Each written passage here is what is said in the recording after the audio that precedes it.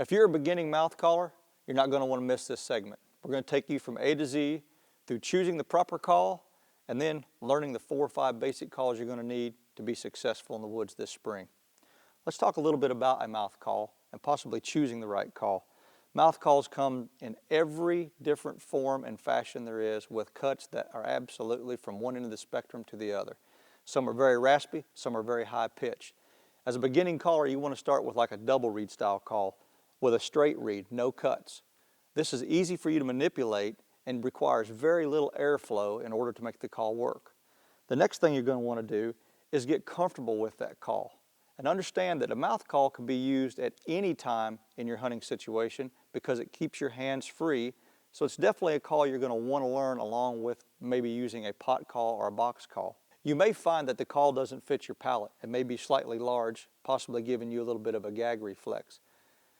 When that happens, take a pair of scissors and trim the tape about 1/16 of an inch at a time in order to not lose your air seal. Once that call fits properly and you feel like you have air flow across the reed and not outside, then you're ready to start learning how to call. First thing you're going to want to do is take the logo side of the tape and put it up to the roof of your mouth, making sure that the open end of the horseshoe and the latex are facing out. Now, you might want to bend the frame a little bit. Our calls are made with metal frames.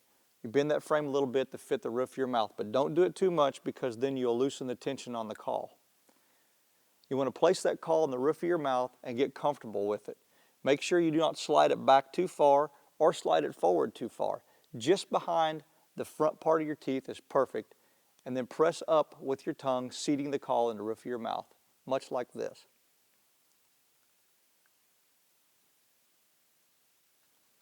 Once you get comfortable with that, it's time to start learning how to make a sound. I like to just huff air, holding my tongue up there, and bring air into it, slowly pushing your tongue into the reed until you create a high note.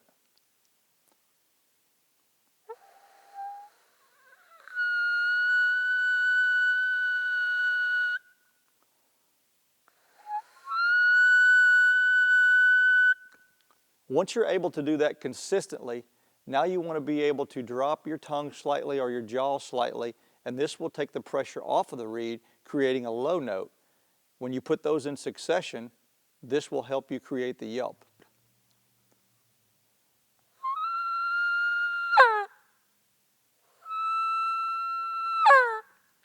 Now you notice I'm over-exaggerating that, and my tongue is not fully falling off the latex. It's just coming off of it far enough that the note drops and gets lower in pitch. And to put those together, we speed that process up.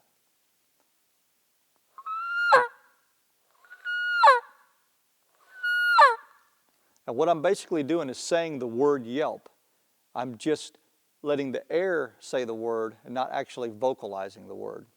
Now that you've gotten comfortable with the call and you're able to make consistent sounds on it, let's go down through the 4 or 5 calls that you're going to need to practice to be successful in the woods and to give you some confidence to call to that turkey.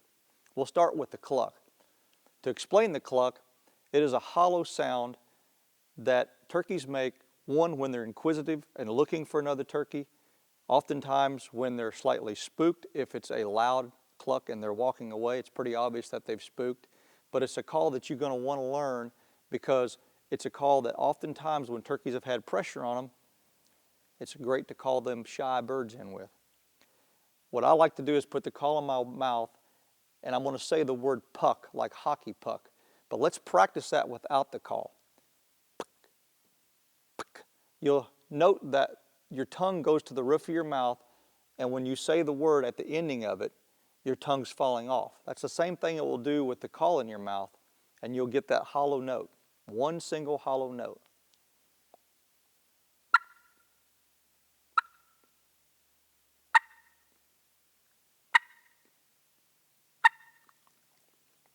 Practice that over and over and over until you get really consistent with that. You'll hear turkeys make those sounds all year long on a consistent basis. You'll want to learn it. You're going to use it a lot when you're turkey hunting. The next call, in my opinion, is probably the most important call, and that is the yelp. It's the bread and butter call of all turkey calling. And you will hear gobblers, jakes, hens, young birds, every bird in the flock will be yelping. And they all sound a little bit different. They all have a little bit different cadence, a little bit different depth and rasp to their calls, but they all do it. And it's a call that is going to be the most important call you learn in turkey hunting, turkey calling. I again say the word yelp with this call, high note, low note, and put it in succession.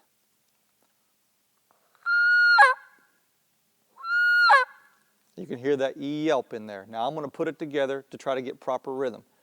Rhythm is going to be the most important thing that you learn in calling, no matter whether you call raspy, whether you call deep or high. As long as you have proper rhythm, you're going to sound like a turkey.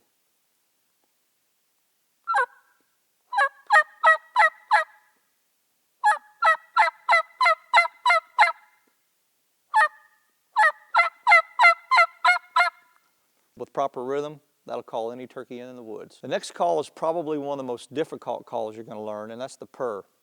There's multiple ways to do it, but we're going to keep it really simple, and we're going to learn to use our lips a little bit. I'm blowing air and letting my lips vibrate. One common mistake a lot of people make is they try to do all the calls with a call to start with. I prefer to try to learn to do the call and manipulate with my lips and vocals or just air before I put the call in my mouth. This helps me understand what I need to do to make that call actually operate. So without it, we're going to over-exaggerate this call until we get the proper way of doing it, and then we'll bring it back down and do the proper sound and proper rhythm.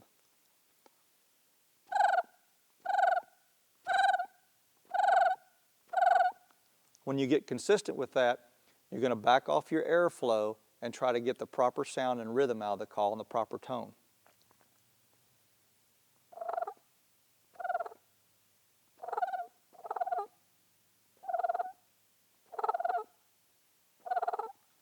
Again, this call is very difficult to learn, but if you'll consistently practice and keep that call with you at all times, you'll be very comfortable with it, and you'll be able to do it every time that you need to use it in the woods. The next call is a Keekee. This is mainly known as a fall call. However, I've heard turkeys in the spring do it as well, especially when you have a really, really early spring, or a really, really late spring, I should say, and the turkeys are still flocked up. By doing this call, you're simulating a lost turkey. Gobblers Keekee, hens Keekee, and young birds Keekee. When you have a late spring, you have those flocks together and you still have some of those young birds in it, you're going to hear some of that vocalization. It's a great call to keep in your arsenal, and if you choose to fall turkey hunt, it is a definite need and a definite must. This is kind of a simple call because once you obtain that high note on your yelp, you hold that and you say the word P, like P-E-E. So to say that without a call, I'm going P, P, P, P, P, P. That's the proper rhythm.